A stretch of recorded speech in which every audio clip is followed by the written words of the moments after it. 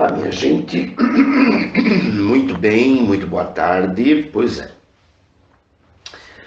há muito tempo nós vemos o desenvolver da, das doenças mentais e a forma como elas foram sendo colocadas dentro da sociedade. De uma forma geral, a forma como elas foram sendo, digamos, jogadas no meio social, como se a sociedade ela tivesse que suportar mais esse peso. Vamos entender assim.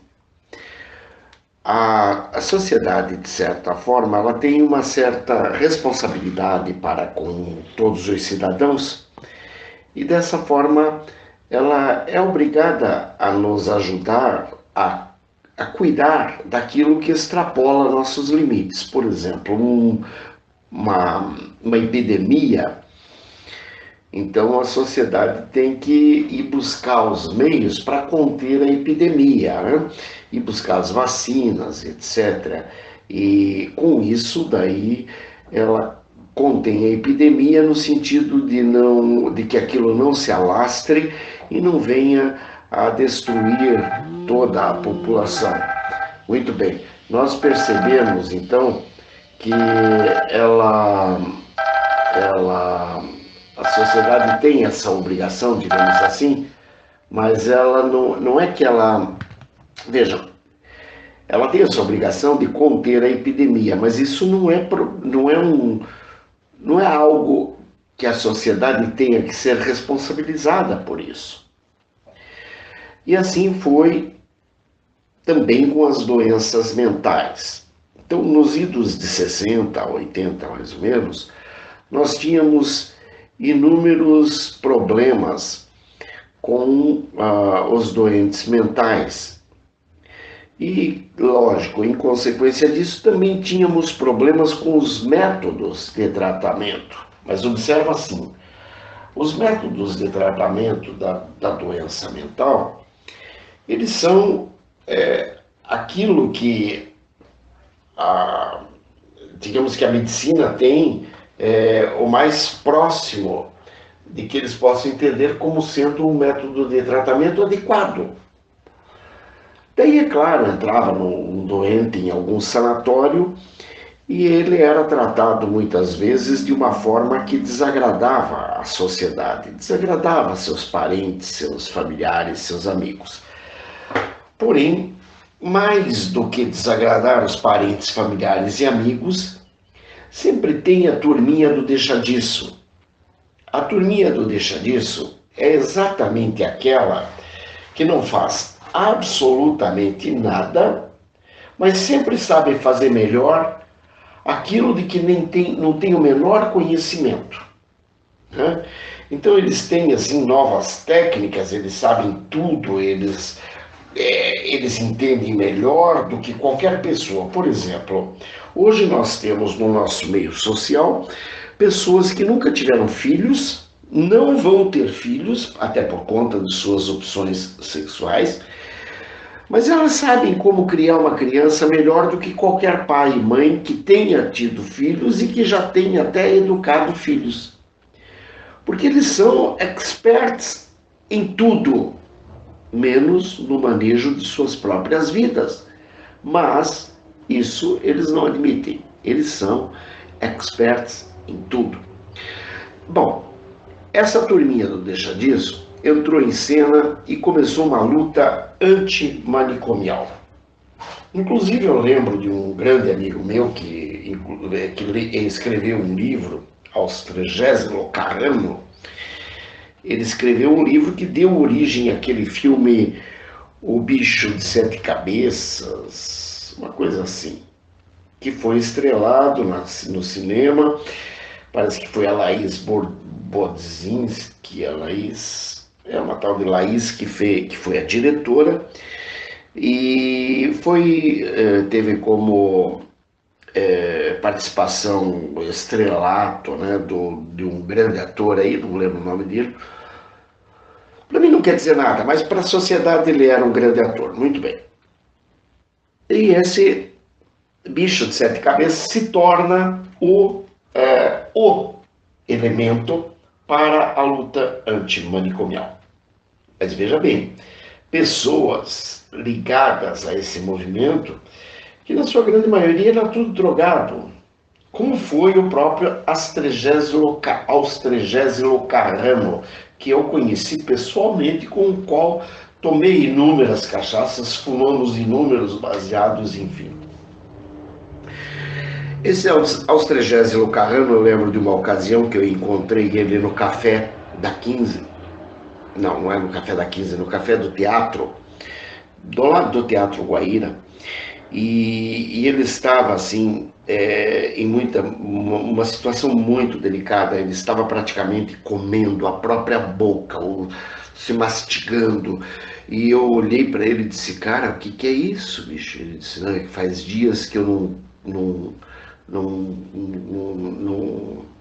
injeto uma dose de cocaína, coisa parecida. Ele estava mal, muito mal. Ele estava tendo delírio já e tal. Bom, e eu lembro que eu o apelidei de Gigolô da Didi. Gigolô da Didi por quê? Porque depois que ele escreveu esse livro, que ele publicou o livro, todo mundo queria a dedicatória dele no livro. E eu chamei ele de Gigolô da Didi por causa disso, porque ele começou a ganhar dinheiro, né? E era uma forma de eu brincar com ele, mas ao mesmo tempo de eu criticar, porque eu tinha lido o livro e eu achei o livro uma merda. Uma merda como só poderia ser, porque ele foi internado nos hospitais psiquiátricos em Curitiba pelo próprio pai dele. E isso se tornou a bandeira dele antimanicomial. Porque o pai dele tinha sido militar e quando descobriu que o filho usava drogas, internou o filho. E lá o filho passou por algumas coisas, como até, segundo ele, choques elétricos, segundo, e pelo jeito ele tinha prova disso, até porque ele processou os hospitais, processou alguns médicos famosos aqui de Curitiba, ele chegou a ganhar algumas indenizações e tal. Veja bem, o fato dele ter ganho algumas indenizações não quer dizer que ele de fato estivesse correto e com a razão. Por quê? Porque, infelizmente, da forma como a esquerda age, com razão ou sem razão, você tem o apoio dessa turminha do mimimi. E quando você tem esse apoio, você acaba, digamos, você acaba tendo razões quando elas te faltam. Tá? Eu sei disso porque eu tenho convivido isso nos últimos 40 anos, pelo menos, porque isso vem se infiltrando na sociedade. Bom, com isso eles conseguiram, de certa forma, acabar com os tratamentos manicomiais. Beleza, maravilha, etc. Tal. A única pergunta é: quando você se depara com um problema de esquizofrenia, de psicopatia, ou etc., enfim, principalmente os problemas mais sérios, né, como a esquizofrenia, como o borderline, né, como alguns problemas aí até... Bom, como é que você vai tratar, você que é um membro da sociedade, que é totalmente despreparado para isso, se os próprios médicos que já estavam, que estudavam o assunto, às vezes mostram despreparo? Claro que mostram despreparo, mas não é que eles mostrem despreparo por preguiça, não, eles mostram despreparo porque, na verdade, cada ser é um ser distinto, é uma forma distinta de trabalhar, embora a doença possa ser a mesma.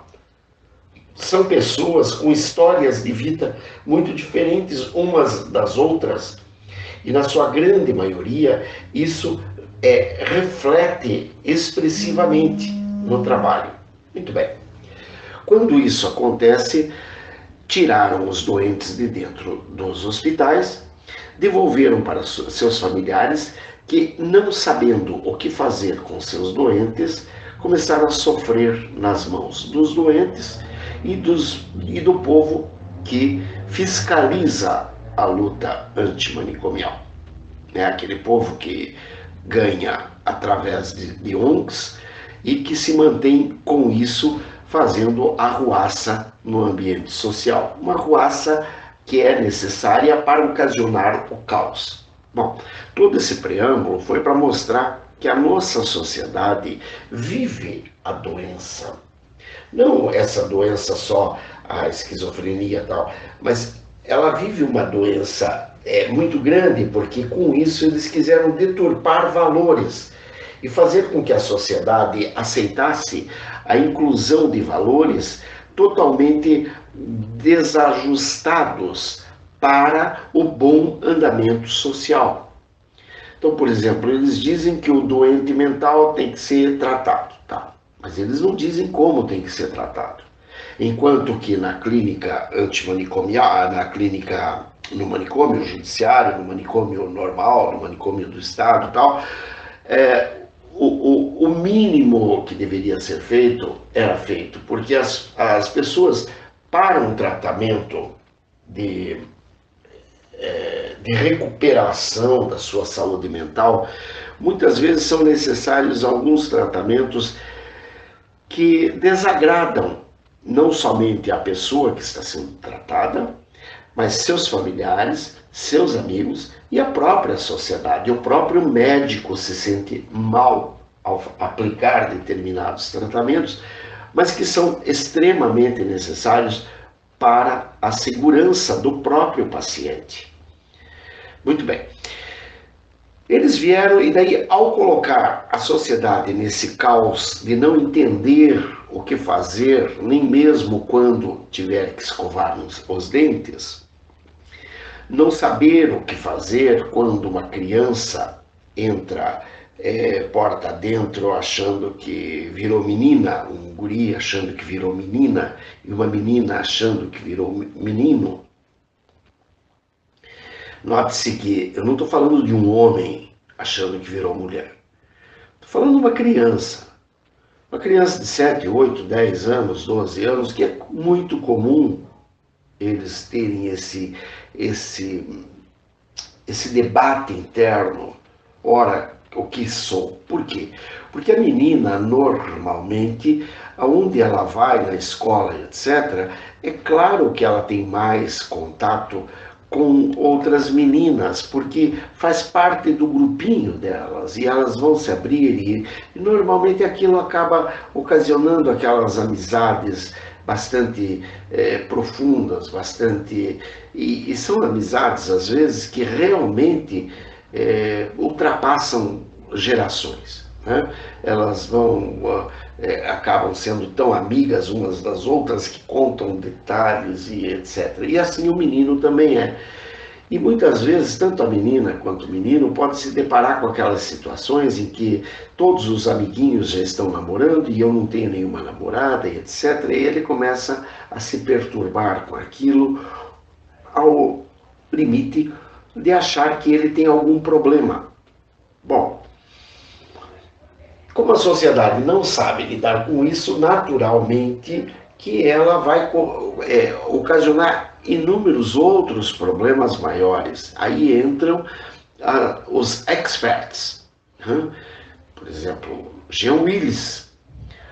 Jean Willis é expert em educação infantil. Jean Willis é expert em educação religiosa. Note-se que ele de educação infantil não entende lhufas. Por quê? Ele não teve um filho, ele não sabe o que é ter um filho nas mãos. Ah, mas ele é professor. Bom, se o professor pudesse ensinar ele como educar um filho, a gente poderia até entender, mas não tem como, porque educar um filho, eu costumo dizer que você entra na maternidade e com aquela barrigão, né, a mulher, e na maternidade, em troca da barrigão, você recebe algo que chora e nos braços, e você absolutamente não sabe o que fazer com aquilo. Por quê? Porque não vem com manual de instruções. E daí você vai para casa e você vai aprender a criar aquilo, porque aquilo que é uma criança, naturalmente, que é uma criança desde os primeiros momentos da gestação, porém, ainda para você aquilo é um mundo novo, um mundo distinto. Mas os experts, Jean Willis, Maria da Graça Xuxa Meneghel, ela é expert em criação, em educação infantil. Mas um detalhe curioso, que é uma expert em educação infantil, que fez um filme pornô com um menino de 12 anos. Uma expert em educação infantil que teve um filho com um cara que ela declarou que ela buscou uma pessoa com quem ela pudesse ter um filho, ou seja, ela só queria o esperma do cara para poder gerar um filho. Porque não pode ser gerado de outra forma, porque se pudesse ser gerado de outra forma, ela teria gerado, mas ela não podia. Então ela teve que, ela podia até ter comprado um esperma de alguém qualquer, mas ela achou melhor ela achar na sociedade um cara que parecesse um deus grego, né, digamos assim, um homem inteligente, um homem que ela, com o qual ela até poderia se dignar a viver se ela quisesse. Mas o objetivo dela não era viver com esse homem, era tão somente ter um filho, era tão somente ter esse filho que ela acabaria criando sozinha, sem o auxílio, inclusive, desse cara, até porque financeiramente ela nunca dependeu desse cara. Bom, pois muito bem, então ela criou uma situação onde ela encontrou a gente chama isso, quando o cabra é usado como apenas é o provedor do filho dela, né? Tem um nome mais xarope para dar para isso, mas eu prefiro não citar esse nome, porque eu prefiro até não agredir mais. Afinal de contas, o fruto que ela teve dessa relação com esse Luciano Zafir, a Sasha não tem culpa absolutamente nenhuma, nem do que a mãe dela fez, e muito menos do que o pai dela fez. O pai dela, eu acho que é até um otário, coitado, mas ela fez uma situação, ela criou uma situação de, tipo assim, criação independente, geração de filho independente naquela época. E ali ela acaba gerando com que muitas outras meninas tomassem a mesma atitude, porque Xuxa era praticamente uma heroína para a grande maioria das meninas daquela época, das crianças daquela época. Ela era considerada a rainha dos baixinhos, né? Então a gente vê que realmente aquilo gerou um caos na sociedade, um caos moral, mas gerou. Bom, e com isso também os problemas oriundos digamos, do ambiente político, mas isso tudo vinha sendo criado dessas formas com os mesmos interesses, tá? Todas essa geração de criança por conta própria já era objetivo, já estava dentro daquele norte a que se propunha. Muito bem. E daí nós vimos, então, tudo isso que vem acontecendo, onde os jovens, eles são levados a imaginar que eles podem perfeitamente, por exemplo, roubar. Por quê? Porque ele acaba sendo uma vítima da sociedade, porque ele não teve aquilo e, por consequência, chega ao cúmulo de ter um deputado ou outro que acaba, um deputado ou outro, veja, que acaba endossando que esse indivíduo pode roubar porque ele é uma vítima de todo um conjunto social. Tem lá o produto, ele não pode adquirir e aquilo ali ocasionou aquela doença nele e ele precisa roubar para ele poder, para ele poder saciar aquele desejo. Ele pode se drogar, porque afinal de contas ele é a vítima social, e outra coisa, por que ele não pode se drogar? Afinal de contas, a droga é uma coisa natural. Então não observam que essa pessoa, ele tem o direito antes de conhecer uma vida sadia e saudável, independente do que ele vai querer fazer mais tarde com a sua própria vida. Mas ele tem o direito de conhecer uma vida sadia e saudável, até para que ele possa decidir entre um lado e outro da vida. Se depois, mais tarde, ele quer tomar o caminho da destruição, aí é outra história, mas durante a sua infância, ele tem o direito de uma boa educação.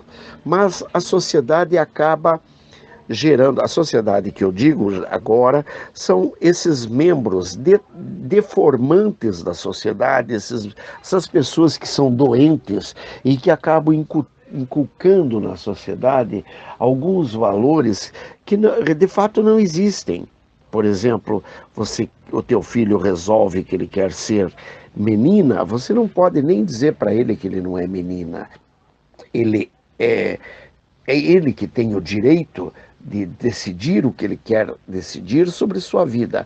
Observe que ele tem o direito de decidir o que ele quer sobre sua vida, mas ele não tem o dever de pagar por seus atos, ou seja, se ele cometer um ato ilícito, um roubo, não pode ser preso. Se ele cometer um assassinato, ele não pode ser preso, porque imagine ele pagar por um crime que ele cometeu, pagar por anos por um crime que ele cometeu num momento de sua vida. Essa é a cantilena dos esquerdopatas dementes, das pessoas doentes. Então você vê que a doença, de certa forma, ela vai sendo disseminada no ambiente social, e ela vai sendo disseminada como sendo de fato aquilo que ela é, mas não no sentido, porque a doença da psique, ela não é necessariamente um vírus, né, que você possa pegar, por exemplo, ou num beijo, que se possa... Não, ela não é uma doença assim, mas ela acaba quase sendo assim porque ela é inoculada pela linha de pensamento, pelas diferentes formas de pensamento, pelas formas como como eles começam a colocar na tua mente que isto é válido ou que aquilo é válido. Ou seja, eles começam a te mostrar que alguns valores que não existiam passam a existir apenas, então, somente porque eles querem, e não porque isso tenha, de fato, o valor que deveria ter. Não tem o valor que deveria ter, mas eles começam a fazer valer porque isso é o que interessa a eles.